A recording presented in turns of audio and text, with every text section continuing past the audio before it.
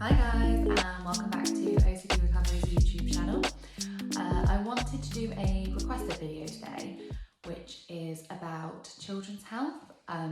So when I was struggling with health OCD, a lot of the time, those fears that I had about myself would then go on to my daughter as well. So I'll give some examples.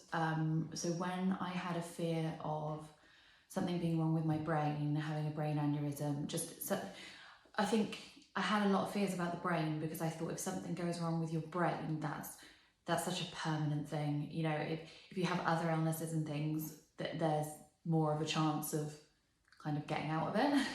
But I had a lot of fears around the brain and the heart because it just felt like that was kind of that meant death. So when I was having a lot of fears about brain aneurysms and I was getting a lot of symptoms like headaches and, you know, blurred vision and things, my daughter, whenever she would mention anything about her head whatsoever, so she is quite clumsy, so she bumps herself all the time. Not so much now, she's getting older, but she has done a lot. And, you know, I've had calls from the school before to say, you know, she's banged her head and now she's saying that she's got blurred vision or anything like that. She's had concussion twice as well. Luckily, when she had the concussion, it wasn't actually when I was suffering with health, because I think it was way before the health even started. But I think if that had happened while I was suffering with health, I would have struggled a lot more with it. So one time I remember in particular was when my health was really, really bad not my actual health, my health OCD was really bad in January, February time of last year. As it started to get a little bit better with me, that's when it really started to latch on my daughter.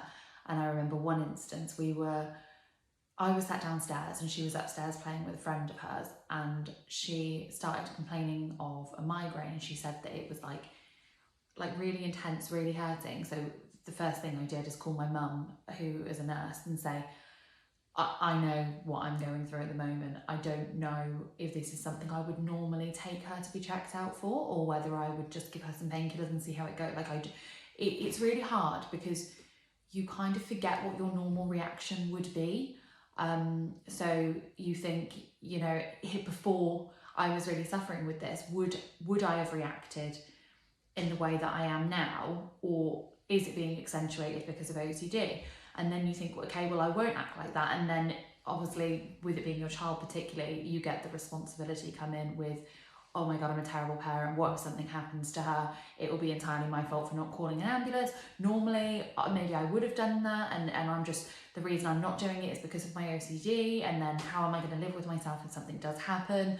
So it's really, really, really hard to find the balance, not even just with the health stuff, but just with parenting in general. When you have OCD, I'll give an example on that as well. I had an intense fear of someone doing something to harm my daughter. And because of that, I didn't like her. Even being at school, I found quite difficult. But in particular, I didn't like her staying at friends' houses. I didn't want her going on school trips, anything like that. And the idea of her being around particularly males, I had a thing where I didn't really like her being around males in general. It just made me really, really anxious. I always thought someone was going to do something to hurt her, and I had to do a lot of work on that because I did find that really difficult for a long time. And that is, again, where the responsibility comes into play with but what if I could have prevented this and I think that's what it was for me with the health and with the fear of someone hurting her, was if something like that happens, I could have prevented it. So it will be my fault. I'll be a bad parent. I'll be a bad mother because I could have stopped that. So an example, of that is there was like a festival kind of thing that her class, and I think there was thousands of them, that was like 5,000 children or something, were going to do this big concert thing. And her dad and I went and watched it, and you couldn't even see your own child, you couldn't even see your child's school from where we were sat because there were just thousands of children and it was really hard to see who was who. They were holding up banners with schools on, but you couldn't even see those. And I remember sitting there and I just felt this overwhelming sense of I'm so not in control right now, because I know she's there, but I can't get to her. And I saw someone walking up the steps holding hands with the child, like taking them to the toilet or something. And in my head, I just went, that's someone that's going to hurt her, and that's her going with someone that's just taken her from the audience. And I just felt so out of control because I couldn't get to her. And I just had to sit with that, and it was so difficult. And it definitely is an over responsibility thing. Obviously we're responsible for our children, so there is a sense of they are our responsibility, but thinking that we can have control over every single aspect of their life is completely unrealistic.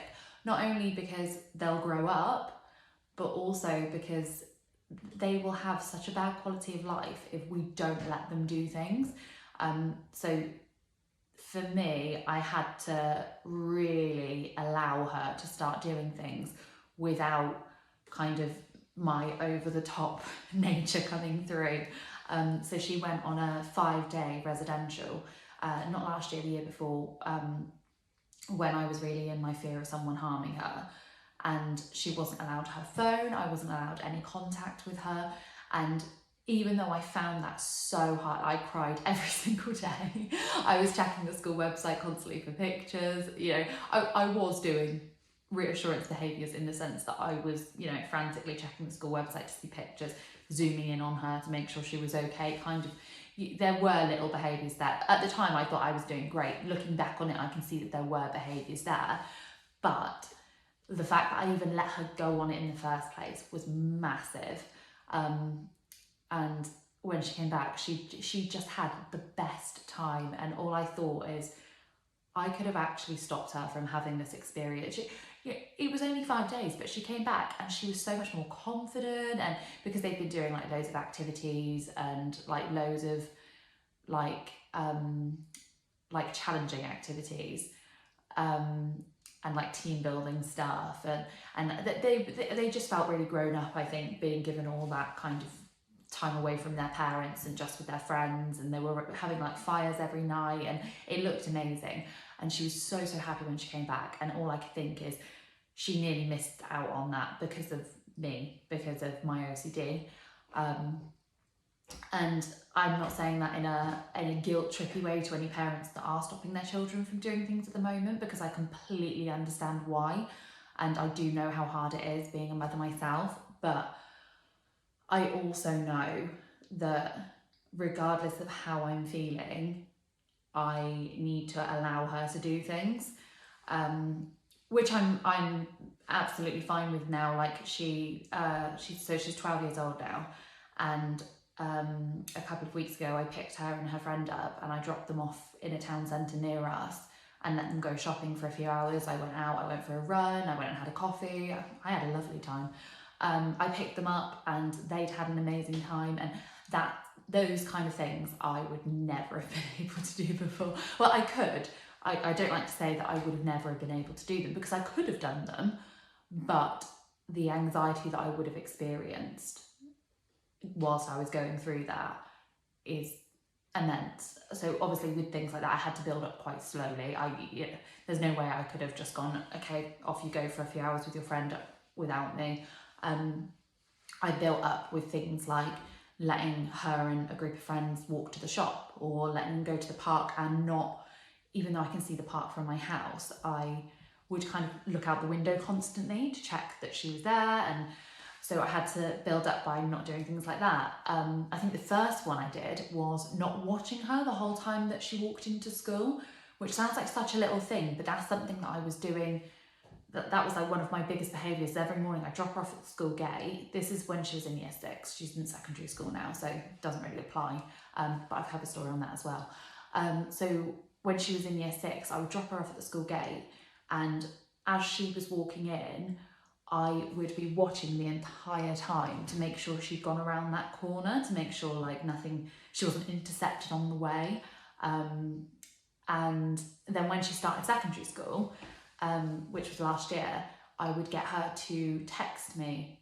Bear in mind the school is a 4-minute walk from our house. I can see the back of the school from my garden, and she just has to walk around to get to it. However, I would get her to text me when she got to school to let me know that she'd arrived safely, because I was so worried that something would happen on the way. I was sat there watching her tracker that she'd got on her phone the entire time, and